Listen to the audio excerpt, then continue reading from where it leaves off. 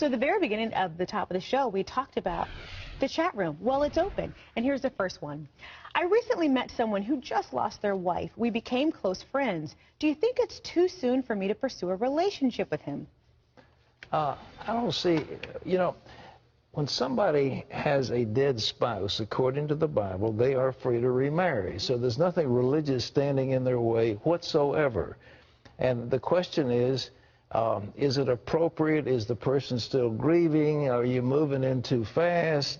You do have children that you need to, you know, get them at peace. But nevertheless, if you two want to pursue a relationship where you love each other and then move toward a future marriage, there's nothing in the world wrong with it. Just don't be having sex outside of marriage. That's a no-no. Exactly. And you know what, to be honest with you, Pat, I think widows are probably the greatest catch out there because you know they can commit. You know they've already been trained. And so they've got a bunch of their husband's insurance money. Come on.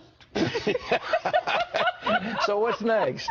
Carrie says, is it okay for Christians to enroll in dating sites? We're talking about, like, yeah, a website or an internet site. I always thought God should be your dating service, but it's getting harder to meet people. Ooh, come on, Pat. What do you think about this one? Well, dating sites depend on what. I mean, are you going to just pick up with any person who comes along and get involved with them? The answer is that's not a good idea.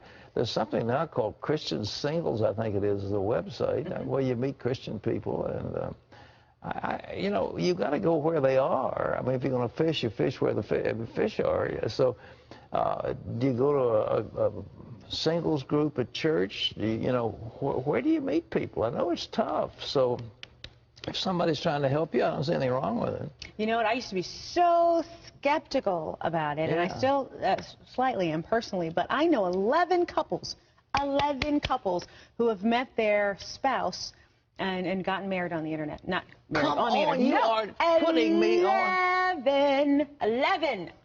That is awesome. It is awesome because, you know, here are the deals. I'm staggered. Are you staggered? Are you totally staggered? Yeah. Well, my thing is, you know, when you internet date, you never know if the person's, you know, being candid. They might have put a picture up from, you know, 20 years ago and they don't really look like that, or they can say whatever they want to say, but I don't know. To each his own, God bless them. Just use discernment. Their head over a muscle body.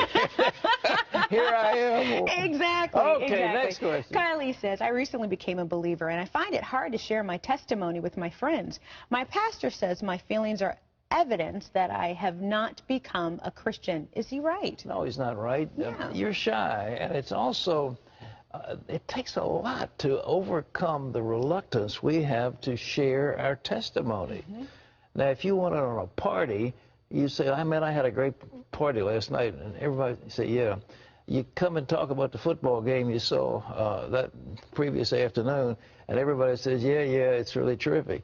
But when it comes to talking about the innermost thing of your heart, there's a reluctance. I mean, it shouldn't be. It shouldn't. Jesus said, if anybody's ashamed of me, I'll be ashamed of him. So we shouldn't be ashamed of Jesus, but nevertheless, we live in a secular environment, so it doesn't mean you're not a Christian, but it does mean that you've got to have a little training and move forward. Oh, one last question. Okay, quickly.